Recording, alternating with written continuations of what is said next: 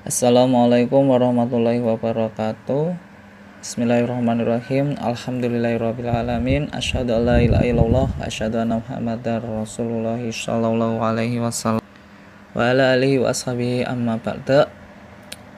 Yang pertama, bersyukur kepada Allah atas kenikmatan karunia-Nya yang telah diberikan kepada kita semua, dan tidak lupa juga bersyukur kepada para perantara agama yang telah memperjuangkan agama yang hak, yaitu agama Islam. Langsung saja saya mulai presentasi dari kami terkait mata kuliah ilmu tafsir. Kami mendapatkan tema cinta. Nama anggota kelompok kami terdiri saya sendiri, Muhammad Kafid Alam Abdullah 202111347, Ikhmat yang kedua Ihsan Rahmat Wahid 202111354, yang ketiga Santoso Ardiansyah Pamungkas 202111359. Kami mengutip salah satu di ayat Al-Quran terkait dengan tema kami, yaitu cinta, pada surat Ali Imran ayat 31. Bismillahirrahmanirrahim. Qul in kuntum tuhibbunallaha fattabi'uni yuhibbukumullahu wa yaghfir lakum dzunubakum wallahu ghafurur rahim. Yang artinya, katakanlah Muhammad, jika kamu mencintai Allah, maka ikutilah aku. Niscaya Allah akan mencintaimu dan mengampuni dosa-dosamu. Sebab wallahu ghafurur rahim. Allah Maha Pengampun dan lagi Maha Penyayang. Pengertian makna cinta dapat ditafsirkan sebagai berikut. Menurut Sayyid Qutb dalam tafsir Fizil Al-Quran, mencintai pada Allah adalah tujuan paling jauh dari semua makom dan puncak tertinggi dari tingkatan pendakian jiwa. Tidak ada lagi jenjang setelahnya melainkan buah dari cinta tersebut, seperti rindu, betah bersamanya, dan selalu ridho terhadap ketentuannya. Yang kedua, Muhammad Quraish Shihab dalam tafsir Al-Misbah, cinta adalah anugerah yang dikaruniakan kepada setiap makhluk melalui insting dan akal bagi setiap hewan maupun manusia, dan sebagai instrumen yang mampu menjaga keturunan mereka. Syekh Ahmad Mustafa Al-Maroghi dalam tafsir Al-Maroghi memaknai cinta melalui gejala-gejala psikologis, sifat-sifat perilaku, dan pengaruh yang diakibatkan pada diri seseorang yang mengalaminya. Cinta adalah dasar dan prinsip perjalanan menuju Allah. Semua keadaan dan peringkat yang dialami oleh pejalan adalah tingkat-tingkat cinta kepadanya, dan semua peringkat makom dapat mengalami kehancuran kecuali cinta. Ia tidak bisa hancur dalam keadaan apapun selama jalan menuju Allah tetap ditelusuri. Baik, presentasi selanjutnya akan dilanjutkan oleh teman kita. Dipersilahkan. Dari beberapa penafsiran dalam memaknai arti kata cinta, kita bisa memahami bahwa cinta pada Allah Subhanahu wa Ta'ala ialah cinta pada akan perintah-perintahnya maupun larangannya yang sudah tertulis di dalam Al-Quran maupun Al-Hadis. Al-Quran merupakan wahyu dari Allah yang disampaikan oleh Nabi Muhammad melalui perantar malaikat Jibril.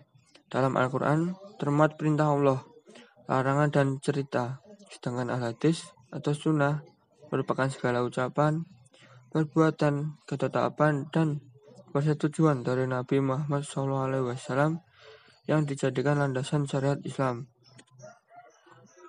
Kemudian dalam ayat 13 dijelaskan bahwa bila kita sebagai umat Islam Bila cinta pada Allah, maka harus mengikuti jalannya Nabi Muhammad SAW.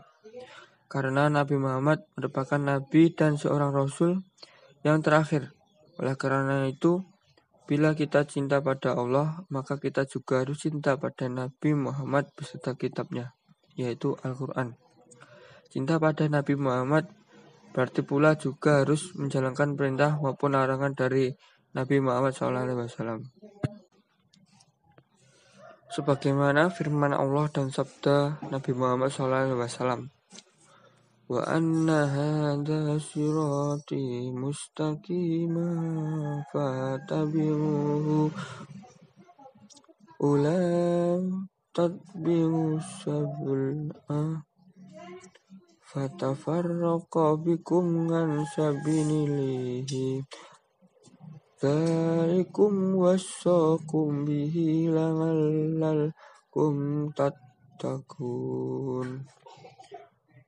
Dan sungguh inilah jalanku yang lurus, maka ikutilah. Janganlah kamu ikuti jalan-jalan yang lain yang akan mencerai-beraikan kamu dari jalannya. Demikianlah dia memerintahkan kepadamu agar kamu bertakwa. Kemudian taraktu fikum amroini lang tadilu mata masakutum bihima kitaballahi wa sunnata rasulihi. Nabi bersabda, aku telah tinggalkan pada kamu dua perkara. Kamu tidak akan sesat selama berpegang kepada keduanya, yaitu kitab Allah dan sunnah Rasulnya. Hadis Sahih Al-Ghairi, Riwayat Malik, Al-Hakim, Al-Bayhaqi, Ibnu Nasir, Ibnu Hasan.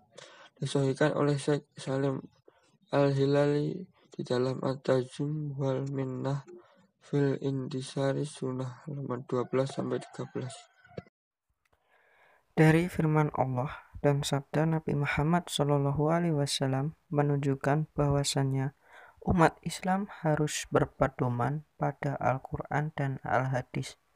Selain pedoman itu tidak diperbolehkan. Karena apabila kita umat beragama Islam tidak berlandaskan Al-Quran dan Al-Hadis, maka dalam praktek beribadah kita tidak akan diterima oleh Allah Subhanahu wa Ta'ala. Bahkan di akhirat nanti dimasukkan ke dalam neraka. Dari dua dalil di atas sudah jelas bahwa kita sebagai umat Islam harus cinta pada Allah dan Rasul-Nya. Dengan mengikuti Al-Quran dan Al-Hadis sebagai pewaris dari Nabi Muhammad SAW. Dengan begitu kita tidak akan pada jalan yang salah ataupun jalan yang sesat. Imam Ibnu Katsir menafsirkan ayat 31 tersebut bahwasannya setiap orang yang mengaku cinta kepada Allah akan tetapi dia tidak mengikuti jalan hidup yang diajarkan oleh Nabi Muhammad SAW, maka orang yang seperti itu sama hanya berdusta, sehingga ia mengikuti syariat Nabi Muhammad SAW sebagaimana sabda Rasulullah, yaitu dalam hadis riwayat Muslim nomor 1718, man amila amalan laisa alaihi amruna fahuwa raddu, yang artinya barang siapa melakukan suatu amalan yang bukan ajaran aku, maka amalan tersebut ditolak. Hadis riwayat Muslim nomor 1718. Menunjukkan betapa pentingnya semua amalan, apapun harus sesuai berdasarkan pengalaman Nabi. Selain itu, maka hukumnya ditolak, tidak diterima. Oleh karena itu, apabila kita sebagai umat Islam, bila cinta pada Allah Subhanahu wa Ta'ala serta Rasul-Nya, maka harus berpedoman pada Al-Quran dan Al-Hadis. Sebab kita sebagai orang iman harus taat pada Allah Subhanahu wa Ta'ala, Rasul, dan ulil amri. Apabila bisa seperti itu di dunia, maka hasilnya mati sewaktu-waktu, mati masuk surga, selamat dari neraka, mati dalam keadaan husnuzon billah. Sebagaimana firman Allah Subhanahu wa Ta'ala pada surat An-Nisa ayat 59 dan An-Nisa ayat 13. A'udzubillahi minasyaitonirrajim. Bismillahirrahmanirrahim. يا أيها الذين آمنوا أطيعوا الله وأطيعوا الرسول وأولي الأمر منكم فإن تنازعتم في شيء فردوه إلى الله والرسول إن كنتم تؤمنون بالله واليوم الآخر ذلك خير وأحسن ta'wil. Artinya, wahai orang-orang yang beriman, taatilah Allah dan taatilah Rasul Muhammad dan ulil amri memegang kekuasaan di antara kamu. Kemudian, jika kamu berbeda pendapat tentang sesuatu, maka kembalikanlah kepada Allah pada Al-Quran dan Rasul dalam sunnahnya. Jika kamu beriman kepada Allah dan hari kemudian, demikian itulah lebih utama bagimu dan lebih baik akibatnya. Quran Surat An-Nisa ayat 59. A'udzubillahi minasyaitonirrajim. Bismillahirrahmanirrahim. Wa may yuti'illaha wa rasulahu yudkhilhu jannatin tajri min tahtihal